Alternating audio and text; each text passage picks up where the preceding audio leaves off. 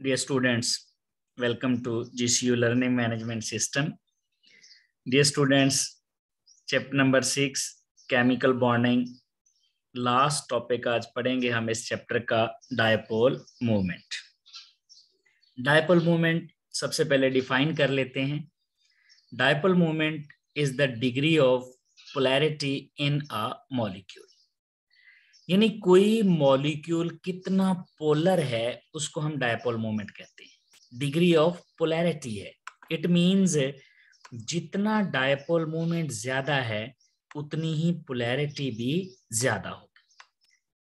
जितनी पोलैरिटी ज्यादा है डायपोल मूवमेंट ज्यादा है, इलेक्ट्रोनेगेटिविटी का डिफरेंस ज्यादा है डायपोल मूवमेंट ज्यादा है, जितना आयोनिक करैक्टर ज्यादा है डायपोल मूवमेंट ज्यादा है। तो सिंपली अगर हम इसकी फिजिकल डेफिनेशन देखें तो this is degree of polarity. लेकिन अगर हम इसको मैथमेटिकली देखें तो ये प्रोडक्ट होता है चार्ज और डिस्टेंस का, यानी चार्ज कितना है और दो एटम या आयंस के दरमियान यहाँ पर डिस्टेंस कितना है। तो डायपोल मूवमेंट चार्ज और डिस्टेंस का प्रोडक्ट होता है। म्यू, डायपोल मूवमेंट को म्यू से शो करते हैं, इक्वल होता है क्यू इनटू आर के। क्यू क्या है? चार्ज, और आर क्या है? Distance between positive and negative centre. जैसे देखें HCl है तो HCl में इसकी इलेक्ट्रोनेगेटिविटी ज्यादा है, नेगेटिव चार्ज, इसकी कम है, पॉजिटिव चार्ज। तो एक तो हम देखेंगे चार्ज कितना है, यूनी पॉजिटिव है यूनी नेगेटिव है, एक ही बात है क्योंकि चार्ज की वैल्यू तो यूनी पॉजिटिव नेगेटिव के लिए सेम आएगी, सिर्फ साइन का फर्क होगा। डाई पॉजिटिव है। एक तो देखना है चार्ज और दूसरा देखना है कि ये जो पॉजिटिव और नेगेटिव सेंटर्स हैं इनके दरमियान डिस्टेंस कितना है। इन दोनों का जो प्रोडक्ट होता है, प्रोडक्ट जितना ज्यादा होगा डायपोल मूवमेंट उतना ही ज्यादा होगा, यानी डिग्री ऑफ पोलैरिटी उतनी ही ज्यादा होगी। अगर हम इसके यूनिट्स देखें तो चूंकि ये Q इंटू आर है, Q क्या है? चार्ज, और चार्ज का यूनिट क्या होता है? कूलम। चार्ज का यूनिट यहाँ पर कूलम्स, इंटू आर डिस्टेंस का प्रोडक्ट, और डिस्टेंस का यूनिट क्या होता है? मीटर। तो इसका फिर SI यूनिट क्या बन जाएगा? Coulomb metre. तो इसका SI यूनिट जो है वो है कूलम मीटर। अगर कूलम मीटर को डी बाय में बदलना हो, डी बाय इसका एक और यूनिट है, ये साइंटिस्ट के नाम पे है, पीटर डी बाय। तो अगर हमने डी बाय में इसको कन्वर्ट करना हो तो जो 1 डी बाय होता है वो होता है इक्वल 3.336 इंटू 10⁻⁻³ कूलम मीटर। यानी हम इस फैक्टर से जो कूलम मीटर है उसको डी बाय में चेंज कर सकते हैं। 1 डी बाय इतने कूलम मीटर के बराबर होता है। अगर 1 कूलम मीटर निकालना हो तो इस सारी वैल्यू को हम डी बाय से जाकर डिवाइड कर देंगे।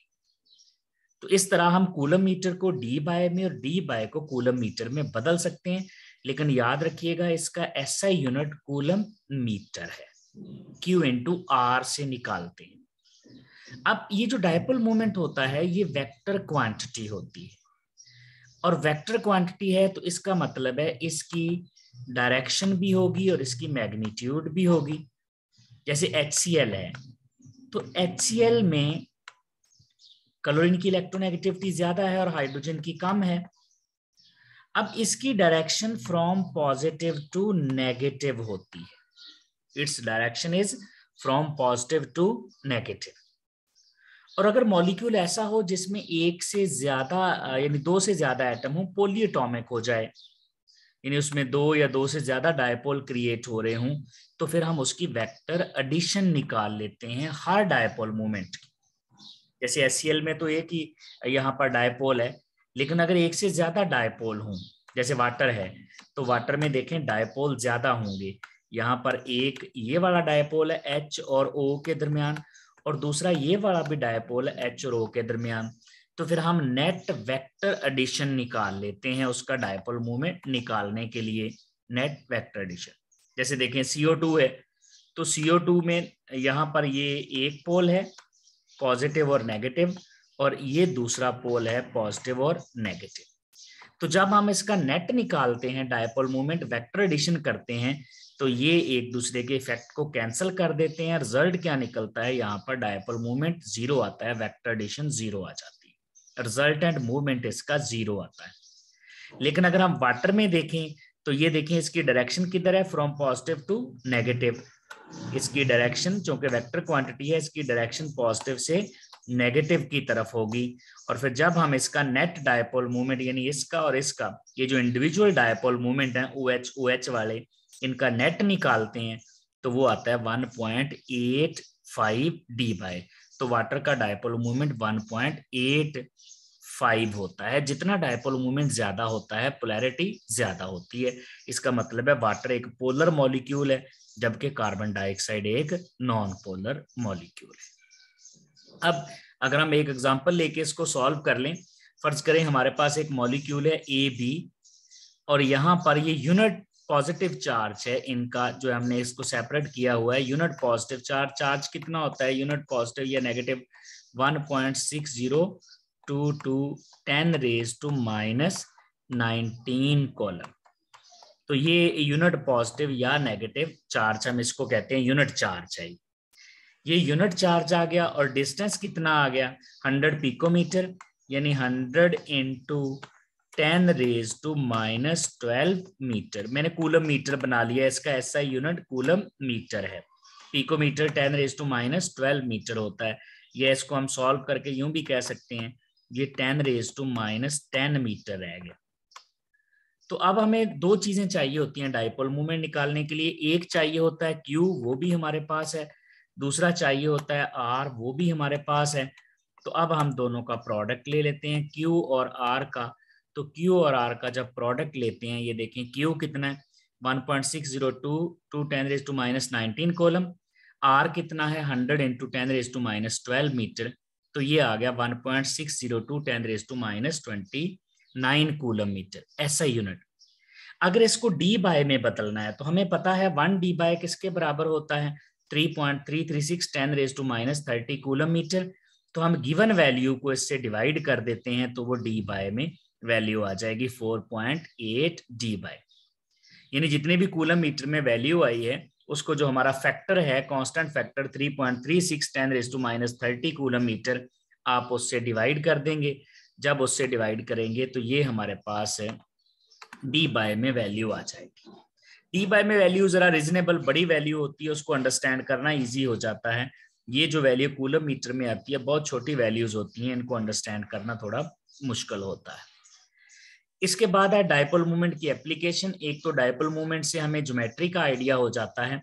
अगर डायपोल मूवमेंट 0 हो तो ज्योमेट्री परफेक्ट होती है। परफेक्ट ज्योमेट्री डायपोल मूवमेंट 0 होगा। जैसे देखें carbon dioxide perfect linear geometry है, डायपोल मूवमेंट 0 है। Carbon disulphide perfect linear geometry है, डायपोल मूवमेंट 0 है। तो जब भी परफेक्ट ज्योमेट्री होगी, परफेक्ट ज्योमेट्री लीनियर भी हो सकती है, परफेक्ट ज्योमेट्री जो है दैट मे बी लीनियर, या फिर वो ट्राइगोनल प्लेनर भी हो सकती है। ट्राइगोनल प्लेनर के साथ साथ है जो परफेक्ट ज्योमेट्री है टेट्राहेड्रल भी हो सकती है, ट्राइगोनल, बाइपैरामीटल, ऑक्टाहेड्रल। जब भी ज्योमेट्री परफेक्ट है, ये मैंने पहले बता रखा है ज्योमेट्री परफेक्ट कैसे होती है, जब सारे एटम एक जैसे लगे हों, जैसे कार्बन के साथ दोनों ऑक्सीजन है, सल्फर कार्बन के साथ दोनों सल्फर हैं, जब दोनों एक जैसे एटम लगे हुए हों तो ज्योमेट्री परफेक्ट होती है, बशर्ते कि सेंट्रल एटम पर लोन पेयर भी ना हो। जैसे देखें ये भी परफेक्ट ज्योमेट्री है, क्योंकि बोरोन पे कोई लोन पेयर नहीं होता और सारे एटम एक जैसे हैं। ये परफेक्ट ट्राइगोनल प्लेनर ज्योमेट्री है, तो इसका डायपोल मूवमेंट भी क्या हो जाएगा 0। CH4 कार्बन पे कोई लोन पेयर नहीं है और फिर सारे एटम एक जैसे हैं, इसका मतलब ये परफेक्ट टेट्राहेड्रल ज्योमेट्री है, तो इसका डायपोल मूवमेंट भी 0 होगा। तो जब भी परफेक्ट ज्योमेट्री आएगी, देखिए अगर तो एटम 3 होंगे, जैसे इसमें कितने एटम है 3, इसमें कितने एटम है 3 एटम है, और अगर एटम 3 हो और डायपोल मूवमेंट 0 हो जाए तो इसका मतलब है ये परफेक्ट लीनियर ज्योमेट्री है। अगर एटम 4 हों, जैसे BF3 में है, और डायपोल मूवमेंट 0 हो जाए तो इसका मतलब है परफेक्ट ट्राइगोनल प्लेनर ज्योमेट्री है।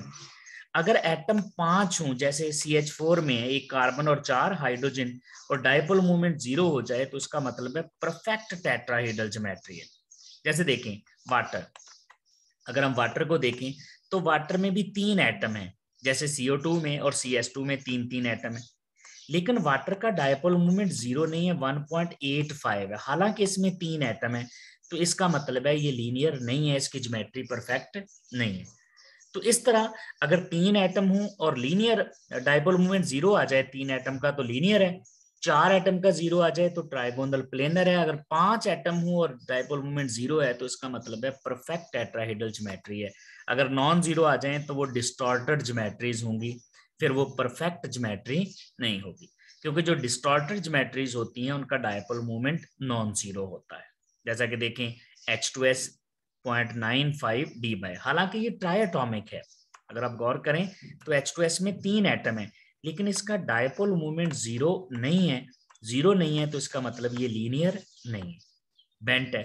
इसी तरह SO2 भी देखें, ये भी ट्राइएटॉमिक है, लेकिन इसका डायपोल मोमेंट भी 0 नहीं है, 1.61 है, तो इसका मतलब ये भी लीनियर नहीं है। और इसी तरह वाटर की एग्जांपल भी हमने देख ली है। तो जो अगर ट्राइएटॉमिक मॉलिक्यूल में डायपोल मोमेंट 0 नहीं है तो वो लीनियर नहीं है, फिर वो डिस्टॉर्टेड होगा। तो इस तरह हमें डायपोल मूवमेंट देख के आइडिया हो जाता है, हम एटम गिन लेते हैं और अगर 0 डायपोल मूवमेंट हो तो हम कहते हैं ये परफेक्ट ज्योमेट्री है। और नंबर ऑफ एटम गिनने से ज्योमेट्री का पता चल जाता है। 3 हो तो ट्राइगोनल प्लेनर, 4 हो तो ये 3 हो तो लीनियर, 4 हो तो ट्राइगोनल प्लेनर, 5 हो तो टेट्राहेड्रल। इसी तरह डायपोल मूवमेंट से हम परसेंटेज आयोनिक करैक्टर भी निकाल लेते हैं कि किसी भी जो मॉलिक्यूल है, कोई भी कंपाउंड है, उसमें परसेंटेज आयोनिक करैक्टर कितना है।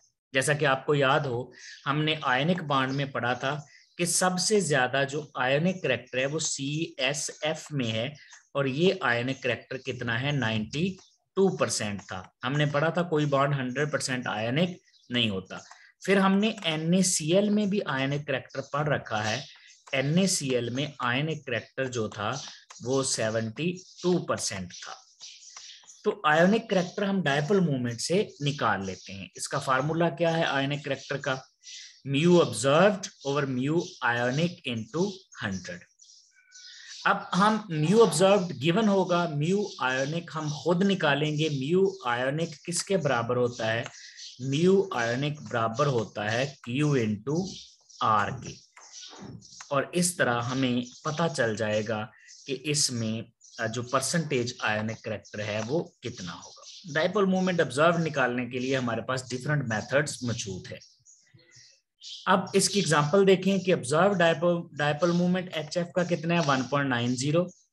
इसका मतलब है फार्मूले में दो चीजें चाहिए थी हमें, एक ऑब्जर्व्ड और दूसरा आयोनिक। ऑब्जर्व्ड हमें पता चल गया, आयोनिक निकालने के लिए हमें दो चीजें चाहिए। क्या क्या, एक तो हमें चाहिए डिस्टेंस, वो भी दिया हुआ है, दूसरा हमें चाहिए चार्ज, वो भी दिया हुआ है। तो हम डिस्टेंस और चार्ज को मल्टीप्लाई करेंगे तो ये हमारे पास म्यू आयोनिक आ जाएगा। ऑब्जर्व्ड कितना है, 1.90। चार्ज हमें पता चल गया, यूनिट चार्ज है। डिस्टेंस भी पता चल गया, 0.917 10⁻⁻10 मीटर। तो अगर डायपोल मूवमेंट आयोनिक निकालना है, Q और R को मल्टीप्लाई कर दो, Q और ये R, तो ये आ गया 1.469 इंटू 10⁻⁻29 कूलम मीटर। तो हाँ, ये म्यू आयोनिक आ गया। अब जो ऑब्जर्व डायपोल मूवमेंट है वो D/, में है, तो हम इसको भी D/, में बदल लेते हैं। D/, में बदलने के लिए क्या करना होता है, इसको कांस्टेंट फैक्टर से डिवाइड करना है। 3.36336 इंटू 10⁻⁻30 कूलम मीटर। तो हम उससे इसको डिवाइड कर देते हैं। जब उससे डिवाइड करेंगे हम इसको डायपोल मूवमेंट के लिए, तो देखें ये 4.40 D/, आ गया। अब ऑब्जर्व डायपोल मूवमेंट कितना था, 1.90 ऑब्जर्व्ड है। जो हमने कैलकुलेट किया आयोनिक वो कितना है, 4.4 D/, इंटू 100 परसेंटेज निकालनी है तो 100 से मल्टीप्लाई कर दें, तो 43.2% आयनिक करैक्टर आ गया। इसका मतलब है जो HF है, HF का बॉन्ड जो है, इसमें जो आयनिक करैक्टर है 43.2 है। इसका मतलब है इसमें कवलेंट करैक्टर अभी भी ज्यादा है। कितना है कवलेंट करैक्टर, 56.8%। 56.8%। इसका मतलब है ये अगर इसको बताना हो कि ये आयनिक बॉन्ड है या कवलेंट, तो ये बॉन्ड कवलेंट होगा क्योंकि कवलेंट की परसेंटेज इसमें ज्यादा है एज कंपेयर टू आयनिक। तो इस तरह हम आयनिक करैक्टर भी निकाल सकते हैं डायपोल मूवमेंट से। तो डायपोल मूवमेंट से ना सिर्फ ज्योमेट्री का पता चलता है बल्कि हम उससे परसेंटेज आयनिक करैक्टर भी निकाल लेते हैं। ये था डियर स्टूडेंट्स चैप्टर 6 का लास्ट टॉपिक। नेक्स्ट हम चैप्टर नंबर 8 स्टार्ट करेंगे क्योंकि चैप्टर नंबर 7 हम पहले ही डिस्कस कर चुके हैं। Thank you very much.